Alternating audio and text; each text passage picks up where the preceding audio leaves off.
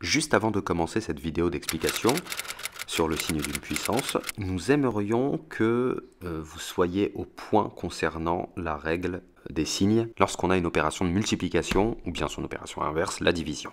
Alors comment est-ce que ça se passe? Lorsque l'on multiplie, ou bien que l'on divise bien sûr, deux nombres de même signe, donc s'ils sont tous les deux positifs ou tous les deux négatifs, le résultat est automatiquement positif. Ça, il faut vraiment le savoir. Par exemple, si on multiplie 3 par 5, on obtient 15. Et on obtient exactement le même résultat en multipliant moins 3 par moins 5. Et si on a une multiplication, ou bien une division d'ailleurs, de deux nombres de signes différents, si l'un est positif et l'autre est négatif, eh bien le résultat est automatiquement négatif. Par exemple, moins 3 fois 5 donne exactement le résultat que l'on obtient en faisant 3 fois moins 5, qui est moins 15. Bon, et bien voilà, maintenant que c'est bien clair et que ça a été bien rappelé, cette règle des signes pour la multiplication et la division, on va pouvoir aborder sereinement le thème qui nous occupe maintenant, qui est le signe d'une puissance. Pour ça, bien sûr, on rappelle la définition d'une puissance. A à la puissance n, c'est égal à a fois a, n fois. Pour pouvoir comprendre la propriété qu'on va donner, j'aimerais bien qu'on commence par un petit exemple. En fait, on va élever le nombre moins 2 à différentes puissances. On va voir les premières puissances de moins 2, du nombre moins 2. Alors, moins 2, on va commencer par la puissance 0. Donc, d'après les conventions, moins 2 à la puissance 0, ça fait 1, et moins 2 à la puissance 1, ça fait moins 2. Et puis, on enchaîne.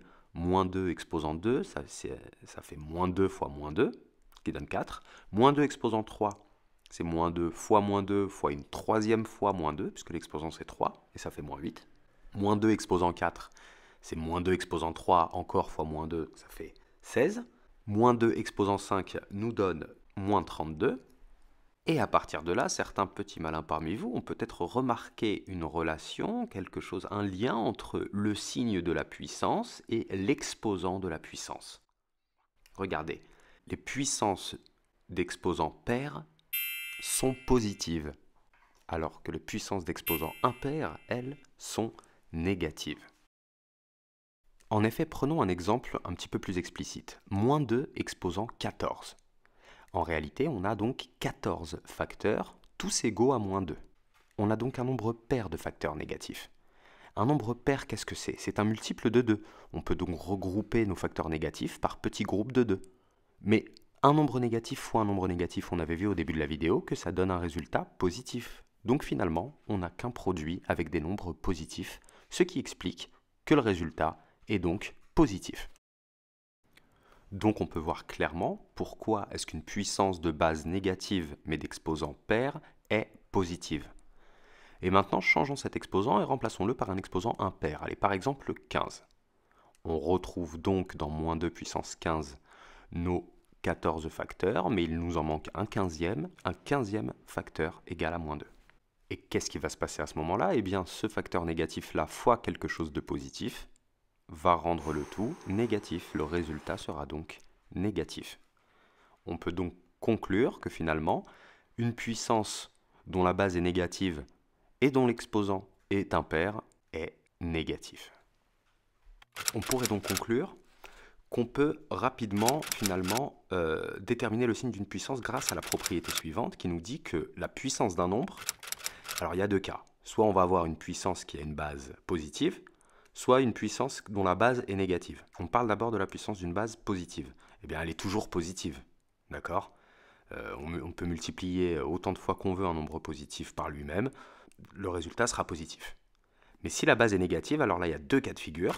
Soit l'exposant est pair, soit l'exposant est impair. S'il est pair, la puissance donc dans la totalité est positive. Et si l'exposant est impair, la puissance dans sa totalité est négative. On vous met juste en dessous la formulation en langage mathématique de la propriété qui vient d'être énoncée. Bon, chez Alpha Oméga, on aime bien donner des exemples aussi pour illustrer ce qu'on dit. Donc on va se donner quelques puissances comme ça, prises un petit peu au hasard, et on va essayer de déterminer le signe de ces puissances-là, sans faire le moindre calcul et le plus rapidement possible. On commence par moins 7 exposant 3, moins 7 le tout à la puissance 3. La base est négative, c'est moins 7, mais l'exposant lui est impair. Donc qu'est-ce qu'on peut conclure? On peut conclure que moins 7 le tout à la puissance 3 est négatif. Passons maintenant à moins 2 sur moins 3, le tout à la puissance 43. Eh bien ici, il y a un léger piège, c'est qu'on a un nombre négatif divisé par un nombre négatif, ce qui donne quelque chose de positif. Donc la base de notre puissance est positive, et l'exposant pourrait être pair ou impair, peu importe. Le résultat, toute la puissance, elle, est positive.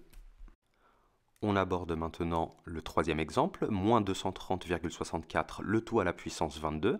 Étant donné que moins 230,64 est négatif, on va regarder l'exposant. L'exposant est pair, donc la puissance est positive. Moins 2, le tout exposant moins 5. Qu'est-ce que c'est? On avait vu, d'après la convention, que c'est l'inverse de moins 2 à la puissance 5, donc 1 sur moins 2 à la puissance 5. On va se concentrer maintenant sur le dénominateur, enfin sur moins 2, le tout à la puissance 5. La base est négative. L'exposant, lui, est impair, puisque c'est 5.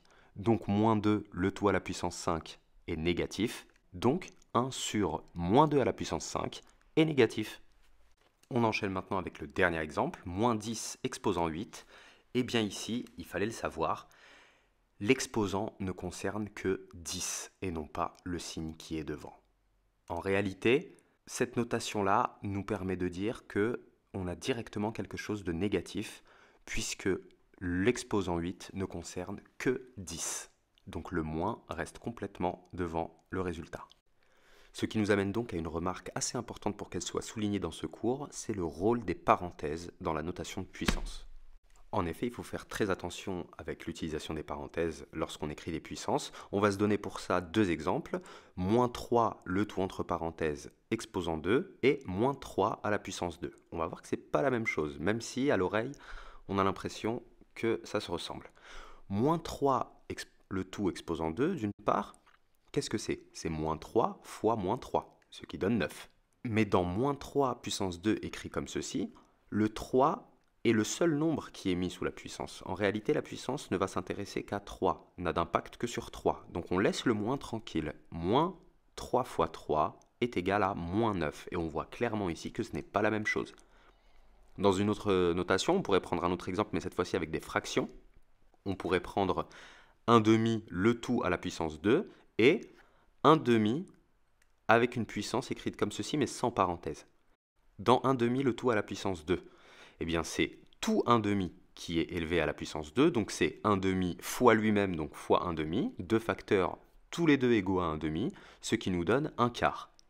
Mais dans la notation sans parenthèse, qu'est-ce qu'on doit comprendre? On doit comprendre que le carré, l'exposant 2, n'a d'impact que sur 1. Il ne concerne que 1, que le numérateur. Donc cela donne 1 fois 1 et le tout sur 2, ce qui nous donne 1 demi. Encore une fois, on voit que les parenthèses ont toutes leurs importances puisque les résultats ne sont pas identiques.